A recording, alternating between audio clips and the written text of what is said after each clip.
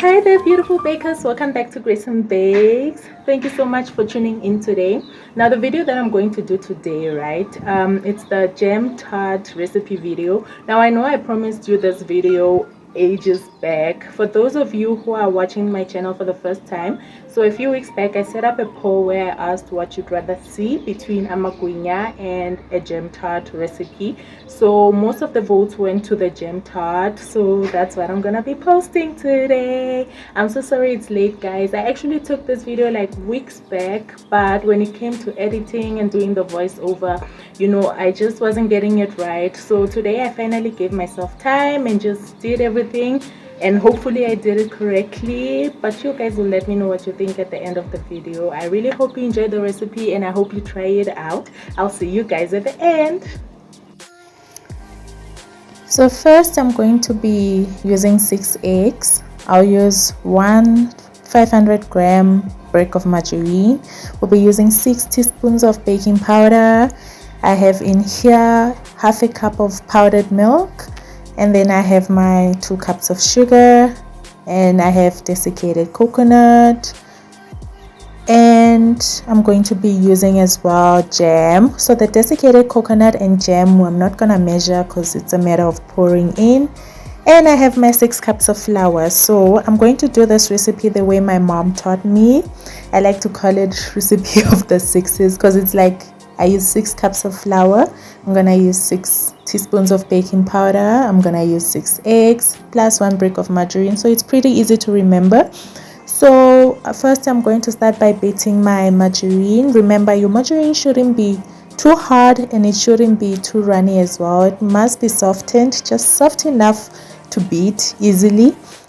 If it's like too hard or too cold or too frozen, it is definitely going to affect your dough. You find that it's not as smooth or you'll get lumps, which is not really nice. So just make sure that it's soft. And I'm going to beat it for like 2 or 3 minutes until it's nice and softened like that.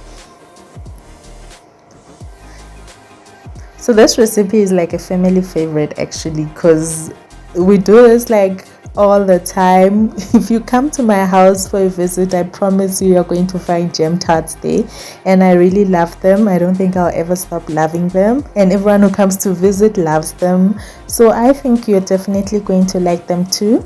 Okay, as you can see, my butter is just about beaten. I think it looks proper. So I'm going to just scrub down the sides and then scrape the hook as well, just to make sure that it's all inside the bowl and not on the sides and on the hook. Now I'm going to add in my 6 eggs, just making sure that they're all mixed properly there, because it looks like there's some left in the bowl. And then we're going to beat our margarine and egg mixture again. So it's not going to combine because you cannot like properly mix together egg and the oil from the margarine, but I just want them to be like, have some form of unity, even though you're not one, even though you won't marry, but at least live peacefully. That's what I'm aiming for. And then after this I'm just going to stop it quickly to scrape down again so that nothing gets left behind, and then we mix again for a few minutes. I'm mixing using my spatula because it's somewhat easier. It gets everything as compared to using the hook of the mixer. And then another minute again. So while our egg and margarine are mixing like that, just prepare your sugars, because I'm going to add in the sugar like little by little while the mixer is mixing, so that it combines properly. If you're using your hand and not a mixer for this, then you can just add maybe a little bit and then whisk, and then add some more whisk until you've used all the sugar. Of course, with sugar it's flexible, right? Because I know that some people don't really have a sweet tooth, so you'll require less sugar. I suggest that if you don't want them like too sweet, you use like maybe 1.5 cup of sugar instead of the 2 that I used, or even 1.25. And then because the ones I made were pretty sweet, not unbearable sweet, but the sugar was there. You could definitely taste it. So if you're not much of a sweet tooth person but you really like cookies, then I suggest using 1.5 cups of sugar instead of 2. So I added in my powdered milk to the margarine, egg and sugar mixture, and I'm just going to mix it again until it's combined before we add in our baking powder and flour. So those are going to be the last two things. So in the meantime, while this is mixing, you can prepare that on the side, or if you're using your hand, mix quickly and then taking your flour and pour it into the mixture little by little. We're not going to pour it in all at once. So as you can see, I'm going to pour in my baking powder into the flour and not into the liquid mixture or semi-liquid mixture. So the baking powder and flour are going to go in at the same time.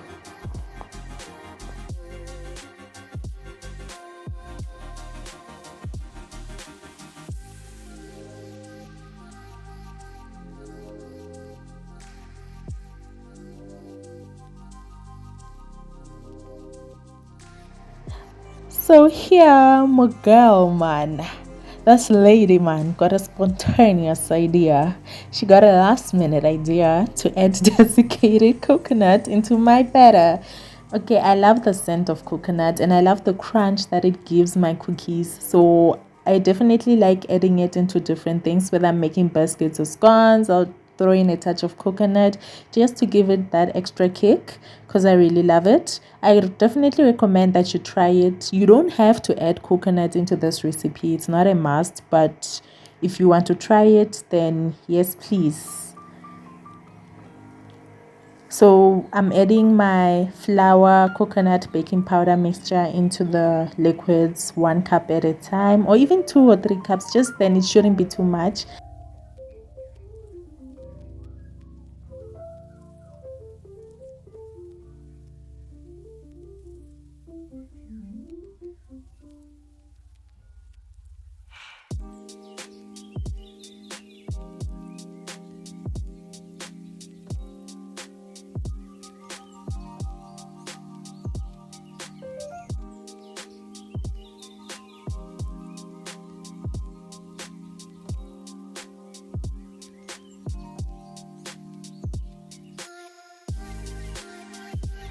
So that's my batter mixing there, and I'm going to add in my flour little by little like that until it's all done and until my batter is combined.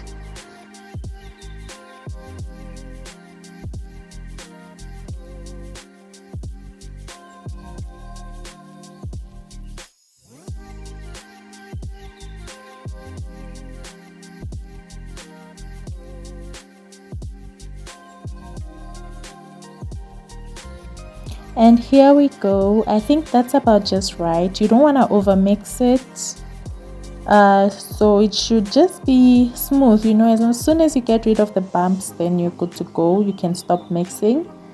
So this is what it looks like close up. I hope you guys can see, because I don't think my camera is very clear, but it should just be a smooth biscuity mixture with no lumps or bumps. So I'm putting aside like about 2 or 3 tablespoons of dough. Ideally, right, you're supposed to get like plastic wrap, put this in a plastic wrap and just wrap it and put it in the freezer. But because I didn't have plastic wrap available, I used a bowl, so I just put that bowl into the freezer. So we're freezing it because we'll use it at the end when we've finished laying our dough into the baking tray. So we have to grate it on top. Don't forget to grease your pan. Of course, I'm using margarine to grease it. Old-fashioned way, guys. Take that margarine wrapper and just spread the margarine onto the baking pan the way we do on Christmas. But if you have baking spray, of course, definitely use that. It's much more convenient. Also, if you have wax paper, you can just cut out a piece that will fit into your baking tray and lay it at the bottom, and then you'll grease only the sides. It works better even to prevent your bottom from sticking to the pan. And I'm just going to pour over my batter into the baking tray, and then I'm going to flatten it on there.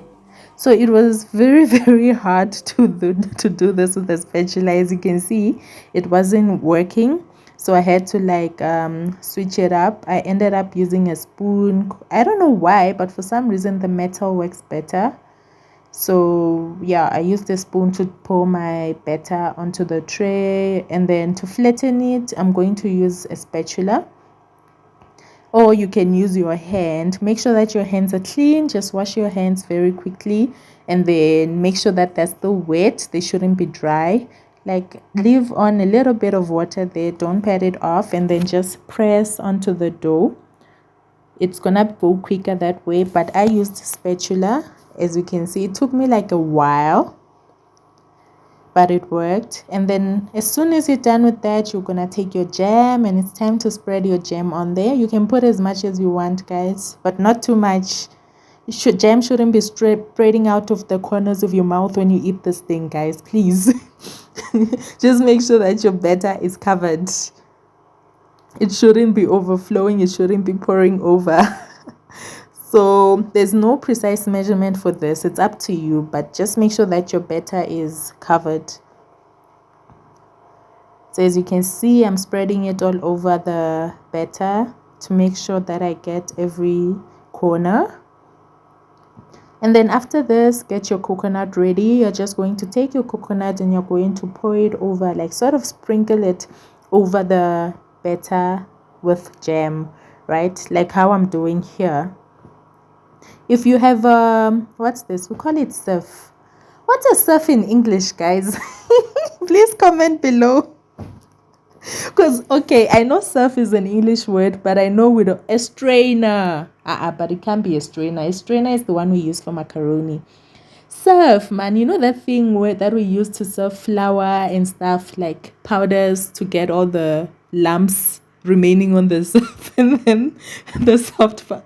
You know what I'm talking about, guys, that thing. If you know its name now, please comment. Please let me know what it's called. So you can use that to spread your coconut, and then as you saw, back to the batter that we put in the freezer, I took it out and I grated it on top, right? I hope you saw that.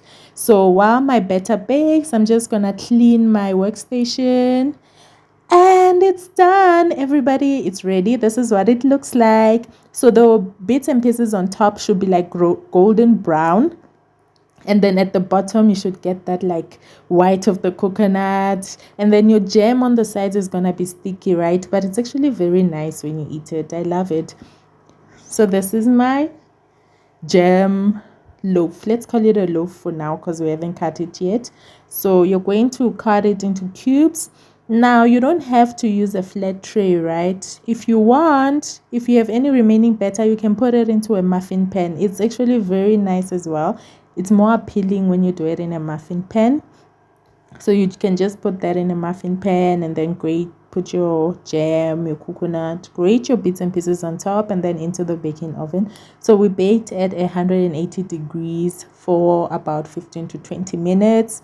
So the judge was the bits and pieces on top. As soon as they were golden brown, and as soon as I could smell the coconut and jam from the oven, I knew that it was done.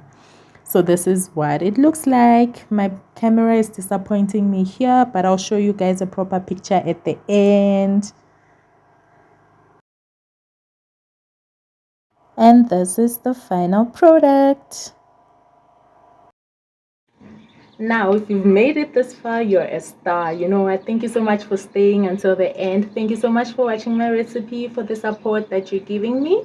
I really hope you enjoyed the recipe, and I do hope you try it out. Let me know how it goes, and I'll see you soon with the next recipe.